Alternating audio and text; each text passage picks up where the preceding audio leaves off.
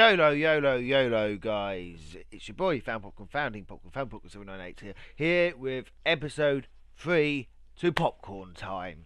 In this episode, guys, I actually changed my mind. I'm not going to be doing Bat God. I'm going to say that for a different time, as I originally thought I was going to do it at the end of episode 2 for episode 3.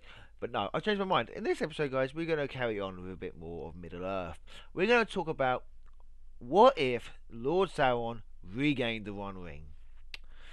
I'm not seeing many people cover this other than one other YouTuber, What If, and I found it actually quite interesting. And there's this particular scene when Lord Sauron could have regained the One Ring, and that was at the end of episode 3. At the end of the third film, when Frodo Baggins put on the One Ring in Mount Doom, and at the end of the scene, at the end there, you can see the Nazgul feel the power of the ring and fly towards Mount Doom, but they didn't get there in time, and the ring was destroyed.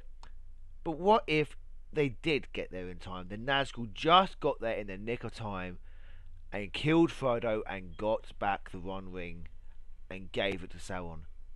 Would the people of Middle Earth stand a chance against Sauron?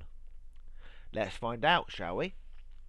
Now, in this episode, guys, like I always do, guys, I'm going to pull up facts off the internet and army sizes. First, starting off with the map.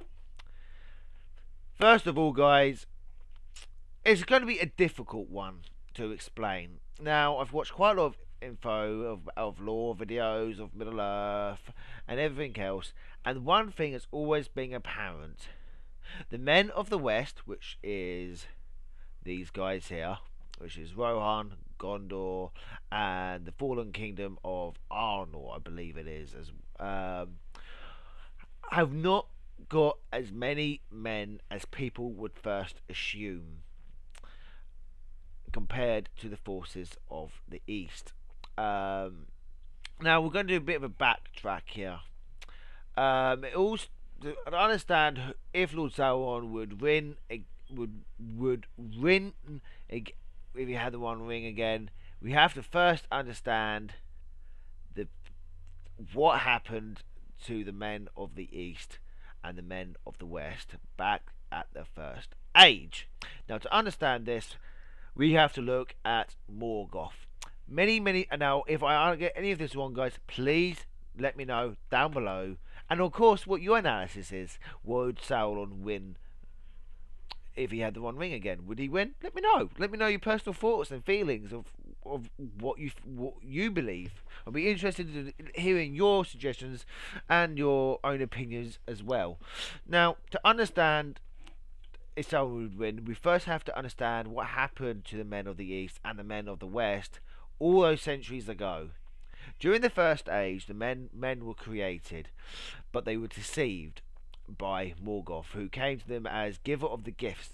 If I understand that correctly, they came back as giver. He came to them as giver of the gifts, and men were once, as far as I understand it, were once immortal, like the elves. They were immortal, but they were deceived because men, as we should know in modern society, desire power.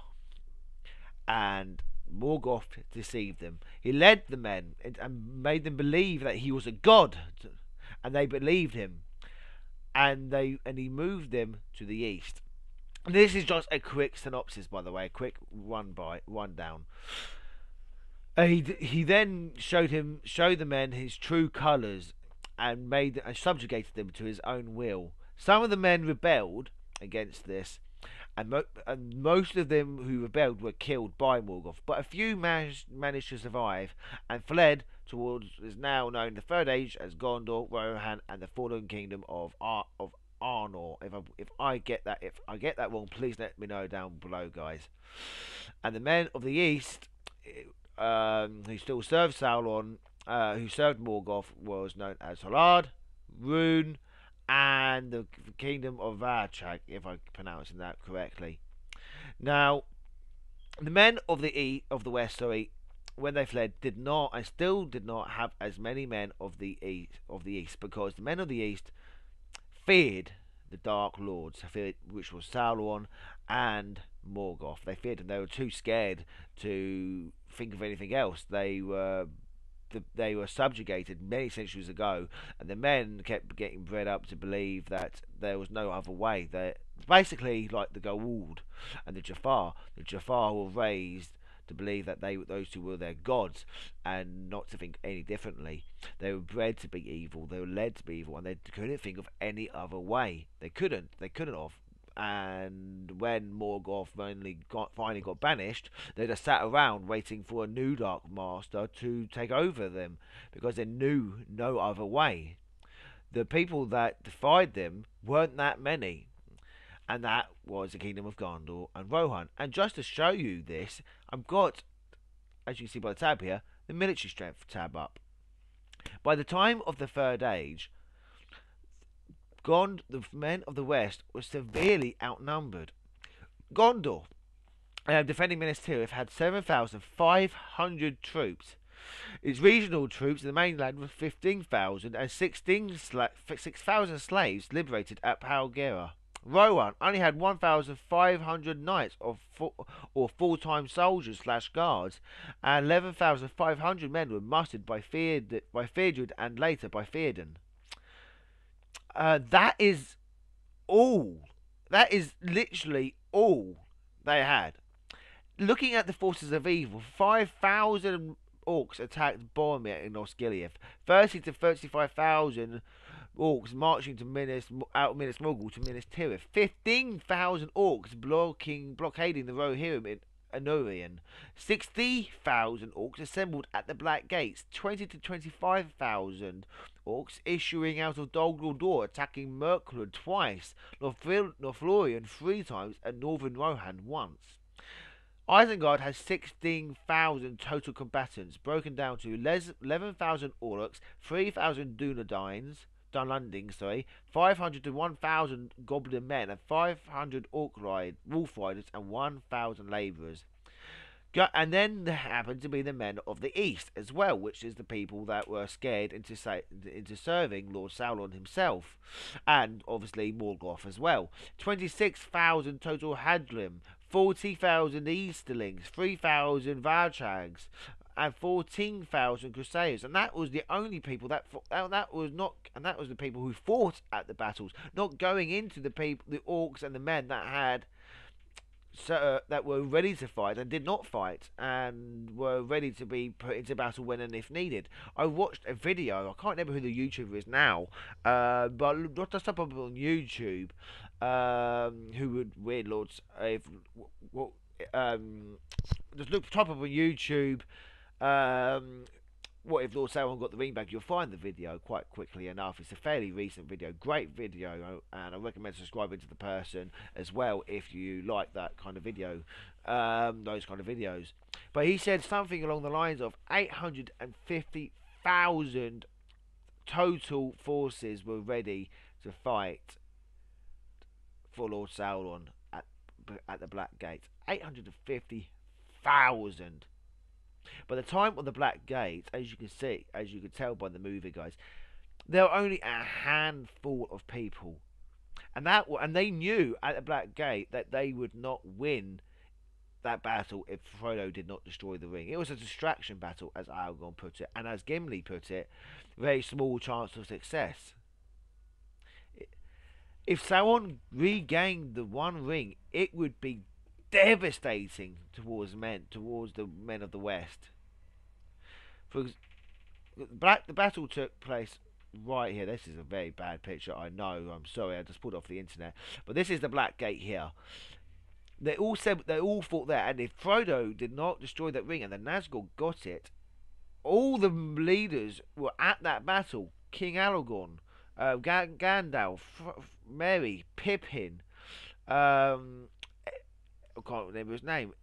I can't actually remember his name now. Begins with E.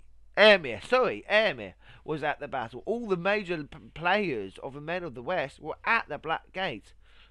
And if they did not get that, and if Frodo did not destroy that ring, they would have been killed.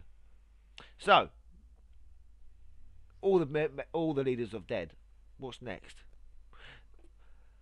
Well, In the Second Age, as far as I understand it, Lord Sauron actually conquered most of Middle Earth as it was, and was only destroyed and defeated because of he lost the Ring of Power. And all he's trying to do in Middle Earth, in the Lord of the Rings movies, is trying to regain what he lost, what he had in the first place. So, do I think Lord Sauron would win? Yes, I do. They are severely outnumbered. It's a battle of attrition. I mean, the orcs can be as bad as they want, like stormtroopers at the end of the day. But at the end of the day, Sauron outnumbers them 10 to 1. He can literally just keep sending orcs and men after men after the men after these guys, after Rohan and Gondor. And eventually they could kill thousands of orcs. They could kill hundreds of thousands of orcs. But it's only a matter of time. They only have, as I can show you, a small amount of people. And this was before the Battle of the Black Gates. Most of these men were actually killed off.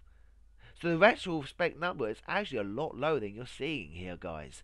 It's around 5, maybe 6,000 people, if that, ready to fight Sauron. Obviously, more can be muttered. The women, the men, the young, the children, the elderly, and possibly even the women ready to stand up and fight. But they're no soldiers. They're going to be young people and or elderly. They're not going to be much use against Sauron at the end of the day, who have got fully trained military people. So, do I think Lord Sauron would win? Yes, I do. Would be only a matter of time before Lord Sauron would win to the battle of attrition. That's all it goes down to is attrition, and that what it boils down to. Hopefully that explains it, guys. I mean, the orcs may be bad guys. They may be the worst. They may be even worse than stormtroopers, guys. But when you're faced when you've only got a handful of troops versus an unlimited supply of troops, it's only a matter of time. I mean, you can argue that well, the rebels did it, but you can also argue that the rebels had growing support. They had continuous support. They had growing numbers. Their numbers kept growing. In this instance, the numbers are not growing. The numbers are getting lower and lower. They've got no means of support. The elves are leaving the lands towards the Undying Lands. So the elves are not much used. The dwarves have got their own struggles up in the north with Rune as it is. And as it is, the dwarves are all but defeated by the forces of Rune around this area, if I'm not much mistaken. And if it wasn't for Sauron's defeat when it was, the dwarves would have been defeated by the forces of Rune as well. So the dwarfs wouldn't have been much help at either. So they got no growing support. The men of the West. It's only a matter, unlike the Rebel Alliance in Star Wars. This would be only a matter of times, and places like the Shire and Lothlorien and other such lands would eventually be burnt down, and Lord Sauron would probably send the forces of Umbar over to the port of the Undying Lands to stop any more elves escaping. Then you could argue that why can't Lord Aragorn just bring back all the undead ghost things, I keep forgot their names, which Aragorn used. Well, Aragorn's dead, he can't use them, and plus he let them go, they're at peace. There is nothing that the forces of good, as far as I can see, could do against Mordor in this case, slash the men of the East. There is nothing. They were literally at the hands of defeat anyway. I mean, yes, they won against Mordor at Minas Tirith. That was just a little drawback at the end of the day. It cost them a lot of men to defeat Sauron at Minas Tirith, but they still did it. But it cost them a great number of men. And even if they didn't lose as many men as they did at the Battle of Minas Tirith and at Helm's Deep, they still would have lost because of the because they're sheerly outnumbered. It's literally, that's what it boils down to. If Frodo did not destroy the ring when he did, then Sauron would have won. It's only a matter of time. And there's only so many times I can repeat this, guys. I mean, the numbers speak for itself. And this was only the troops that were already in the field. And I mean, let's go on the synopsis that everything happened in the movie the way it did. Isengard was defeated. So that number is out. Saruman is dead. He's gone. He's defeated. He's dead. So all they have to worry about, and obviously they destroyed this army here, so they don't have to worry about that 35,000 orcs there. That number's gone. Let's say they killed a quarter of that number, leaving around, I don't know, 35,000 orcs left at the Black Gates. Let's just say that for a moment. Boromir defeated this army here. Okay, cool. That's quite a lot of armies dead. Um, Osgiliath attacking Minas Tirith. This army of Haradrim is dead. Yay! This army, I believe, is dead. So most of these forces, yeah, they're dead. Okay. But Sauron still had around another, as it was by the video. Again, I would recommend looking up the video. Just like I said, just type up "What if Sauron won?" What if Sauron regained the ring?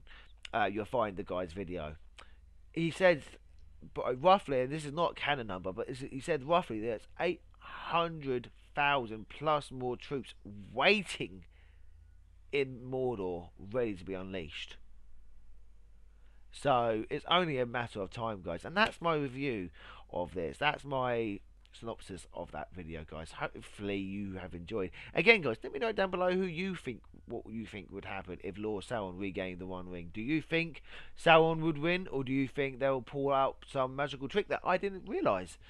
Maybe the Blue Wizards could come and maybe liberate the Varchags or something along those lines. But let me know your review down below, guys, and again, guys, if you've got any video suggestions, let me know down below, and I'll try and cover them as best as I can. I'll do an in-depth analysis like I do every time in one of these videos. I'll do and try to do my best to ball up the facts rather than my own opinion. Of course, my own opinion is going to be in it as well, but I'm also going to pull off facts and things off the internet. And again, guys, if your opinion is good enough down below of the reason why you think Lord Sauron might not win, I might even do a video about it, guys, as well. So let me know down below, guys, what you want to see, your own personal thoughts and opinions. And until next time, guys, you've been listening, watching, and enjoying with me, Founding Popcorn 798. And until next time, ciao for now. Ciao for now.